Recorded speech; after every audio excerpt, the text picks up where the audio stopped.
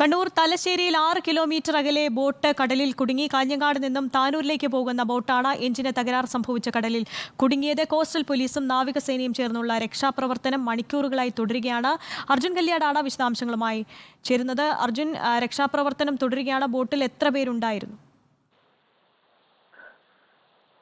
കാഞ്ഞങ്ങാട് നിന്നും താനൂരിലെ ഉണ്ണിയാൽ തീരത്തേക്ക് പോകുന്ന ബോട്ടാണ് തലശ്ശേരി കടപ്പുറത്തിന് 6 കിലോമീറ്റർ അകലെ കടലിൽ കുടുങ്ങിക്കിടക്കുന്നത്. ബോട്ടിൽ 2 പേർ ഉണ്ട് എന്നുള്ളതാണ് പ്രാഥമികമായി ലഭിക്കുന്ന വിവരം. മണിക്കൂറുകളായി രക്ഷാപ്രവർത്തനം തുടരുകയാണ്.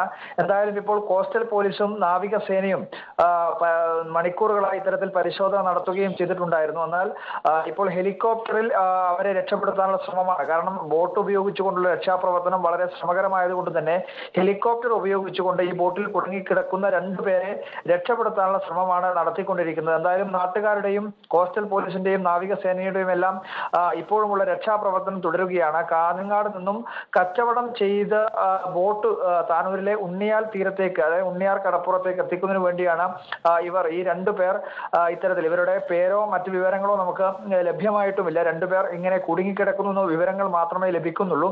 എന്തായാലും ഇന്ന് ഉച്ചയോടുകൂടി തന്നെ ആരംഭിച്ചിട്ടുള്ള രക്ഷാപ്രവർത്തനം ഇപ്പോഴും പൂർത്തീകരിക്കാൻ പറ്റിയിട്ടില്ല എന്നുള്ളത് ശ്രമകരമായ ഈ ദൗത്യം എത്രത്തോളം പ്രധാനപ്പെട്ടത് അല്ലെങ്കിൽ എത്രത്തോളം ശ്രമകരമാണ് എന്നുള്ള കാര്യമാണ് സൂചിപ്പിക്കുന്നത്. ഇപ്പോഴും ഹെലികോപ്റ്റർ ഉപയോഗിച്ച് ഇവരെ 2 പേരെ രക്ഷപ്പെടുത്താൻ വേണ്ടി ഉള്ള ശ്രമം തുടരുന്നു എന്നുള്ളതാണ് മനസ്സിലാക്കുന്നത്. ഈ ഹെലികോപ്റ്ററിലും കരയിലുമുള്ളവർക്ക് ബന്ധപ്പെടാനുള്ള സംവിധാനങ്ങൾ വളരെ അപര്യാപ്തമായതുകൊണ്ട് തന്നെ ഇതിനകത്തുള്ള കൃത്യമായ 2 പേരെയും ഹെലികോപ്റ്ററിനകത്ത് കയറ്റാൻ വേണ്ടി കഴിഞ്ഞോ, അല്ലെങ്കിൽ അത്തരത്തിൽ ഇവരെ 2 പേരെയും രക്ഷപ്പെടുത്താൻ തലശ്ശേരിയിൽ 6 കിലോമീറ്റർ അകലെ ബോട്ട് കടലിൽ കുടുങ്ങിയിരിക്കുന്നു. അർജുൻ കല്യാടാണ് വിവരങ്ങൾ നൽകുന്നത്.